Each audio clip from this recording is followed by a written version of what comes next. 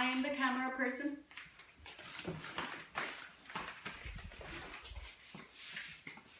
And we are the audience.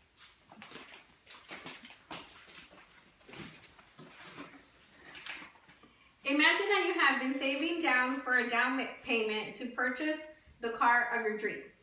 You have finally saved enough money, so you go to the dealership, you pick up the car, and you fill out all the necessary paperwork to take that home with you that day. The salesperson comes out and tells you the one word you were not expecting: denied. You are confused and have no idea what is going on because you know you have the perfect credit. After some time-consuming effort, you realize you have become a victim of identity theft. Hello, my name is Elide Mejia, and today I will be informing you about the methods that thieves use to commit this crime and the effective methods to prevent identity theft. Today I have brought a handout with me of all the information that we will be covering today. Identity theft is a crime when a person uses somebody else's personal information like their name, address, social security number, credit and debit card numbers, and banking numbers. About 9 million Americans are victims each year.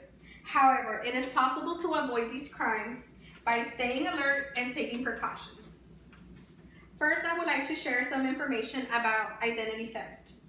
According to the Federal Trade Commission, this crime is now the fastest growing crime in the United States. Many statistics have been released to show how this crime has risen in the past decades. According to the Bureau of Justice Statistics, identity theft reported by households rose from 33% from 2005 to 2010. The Bureau of Justice Statistics also says that in 2014, 17.6 million U.S. residents experienced identity theft. The National Criminal Justice Reference Service reported that from 2005 to 2010, the percent of all households with identity theft increased from 18.5% to 23.7%. The National Criminal Justice also reported that the number of elderly victims of this crime increased to 2.6 million in 2014. Second, I would like to discuss the different types of identity theft and how they are performed by these thieves. One way to scam people is by making sweepstake phone calls and claiming that you have won a prize. Scammers like to ask many questions to get personal information out of you, and they oftentimes pressure you to answer to their questions immediately. Another way that thieves do this crime is by going through your garbage in hopes of finding important documents and mail that can contain your personal information. Mail that they can find to use to commit this crime is credit card offers. They call the company and take out credit cards under your name. Another thing that they like to do is find bank statements with your account numbers and dispose of your money as they like. A third way that thieves commit this crime is through robbery of your wallets and your purses.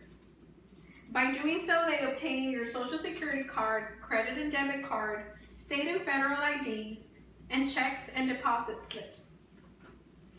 Finally, I will share some methods that can be used to prevent becoming a victim of this fraud. The Federal Trade Commission recommends not giving any sensitive or personal information over the phone. Another way is to periodically request your credit report from agencies like Equifax, Experian, and TransUnion. Third, make sure to shred all important documents and mail that can contain any personal information before throwing it away in your trash. In conclusion, identity theft has had an increasing criminal rate in the past decades. Thieves accomplish this crime through scam phone calls, going through your garbage, and through robbery.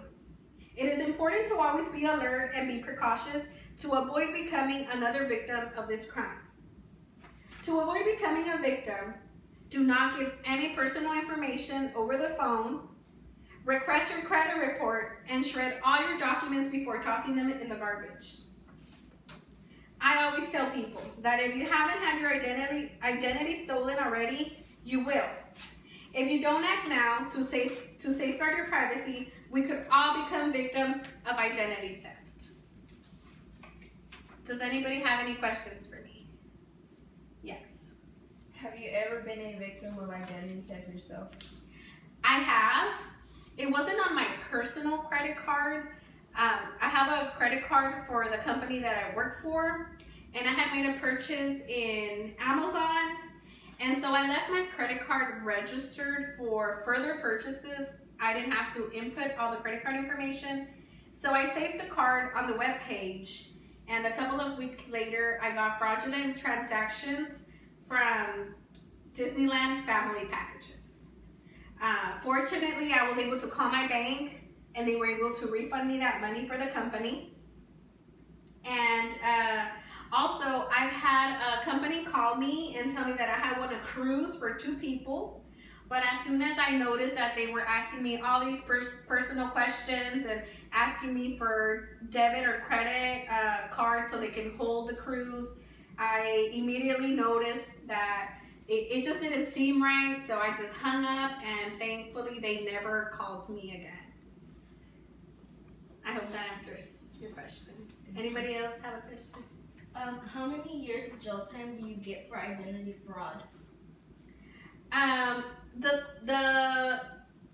The average time for committing identity theft is 3 to 5 years, and you do federal prison time.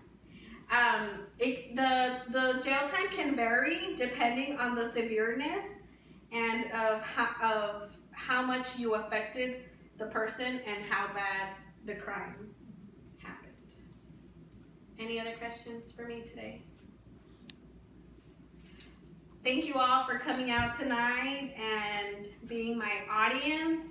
I just ask for one last favor. If everybody can stand up one more time and face the camera before we end the recording.